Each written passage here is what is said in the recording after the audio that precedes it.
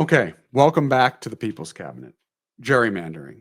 There's something that happened yesterday on my appearance with Tomi Lahren that I want to talk about related to gerrymandering that candidly typifies the hypocrisy that MAGA has around this. Now, it is my opinion that every single state should have an independent commission that looks at how best to divide up the maps per congressional seats based on the census. I don't think that this should be political because we have seen already, whether it be in Texas or elsewhere, what happens when it is political. But there's an argument that Republicans are pushing forward right now that I think shows incredible hypocrisy, in particular around their blind loyalty to the Electoral College, which, by the way, was a system that was put in place a long time ago to essentially disenfranchise people's popular vote because they thought that maybe they weren't smart enough or were not worldly enough back in the day to vote for the president appropriately. So they, wanted to have a system of checks. Okay, this is way before computers or any kind of information. But this is a party that now that is trying to use data to show that party representation from a popular perspective in states are out of whack. So this is Chester Tam. He's a former Trump official. He tweeted out, and this was something that many people have cited, just look at the congressional redistricting in blue states. Here's a percentage of Republican voters versus how many seats they get.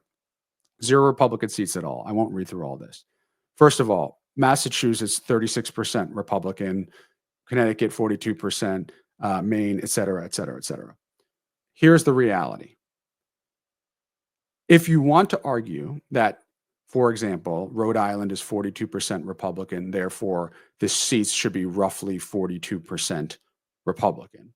First of all, you have to elect those people, first and foremost. And I'm not sure you make 42% when you have, in the case of Rhode Island, 2 members of Congress, how you create 42% of a person or 42% of those members of Congress when there are 2. That math just doesn't math. But here's another problem. Here's another thing. It's not even a problem. What they are all arguing for is what I'm about to call Tomi Lahren on. Let's go to the tape. But if you look at the representation by the number of Republicans that are represented in California and the number of Democrats that are represented in Texas, this whole thing of like, we're going to fight back because you're trying to make seats. When you look at the numbers, like some would argue that you've already done it in California, so you're just going to do it more. Do you think we should abolish the Electoral College? No. What you just said is arguing to abolish the Electoral College. Because if you're going to do representation based solely on population and not on... I'm not saying that I agree with that. I'm just saying if you're going to get into a tit for tat about redistricting and gerrymandering and how it's egregious, when you've already done it to a more egregious level in your state, and then Texas is like, we're going to play ball, but not even as much as you've played ball, and then you're like, well, we're going to triple down on what we've already done. I don't think that this whole like... California is fighting back. I don't think that resonates because they've already done it. But what I'm saying is, I've heard a lot of these arguments about, Massachusetts is 35% Republican and doesn't have any congressional seats. That is arguing to eliminate geographical representation and do it purely on party. Now, you could make that argument. I'm not suggesting that you can't make that argument. But if you do, you're essentially arguing to get rid of geographical representation and replacing it with a pure popular vote. Now, in last election, Donald Trump won the popular vote. So Correct. Maybe that's the case. But in previous elections, Democrats have won the popular vote and lost the presidency. So I think we need to be consistent. Yeah, I have no problem with consistency. What I'm saying is just the Democrats that are crying, and I mean crying over what Texas is doing, it seems a little rich when you look at what they've already done in their states. They are arguing to abolish the Electoral College because what they are doing is saying if the entire state is this percentage of a party, then we should just have it based on the popular complexion versus districts. Okay, you can make that argument if you want, but that is meaning that you're going to get rid of, as I mentioned to Tomi, geographical representation and make it purely based on population.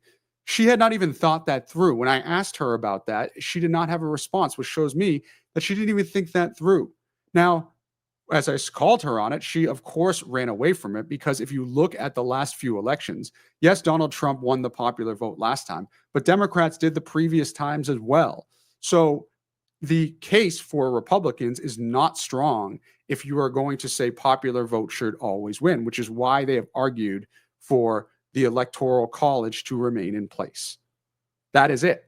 Because they know that it means it's less likely to have a Republican president if you do it just purely based on popular vote, which should say something to you. Okay? So this is the hypocrisy of the right.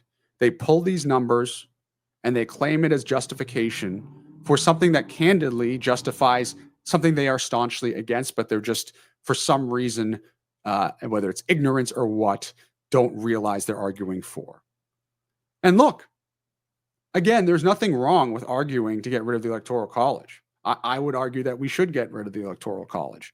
But say that. Be consistent about it. Don't backtrack when you're called on the logic, because the logic is the same. And this is just once again another example of the hypocrisy of the right. And we need to hold them to it. We hope you enjoyed this episode of the People's Cabinet. If you did, please like, subscribe, ring that bell, and tell us who else you would like to see sworn in. And let us know in the comments what other topics you'd like us to cover. Let's go.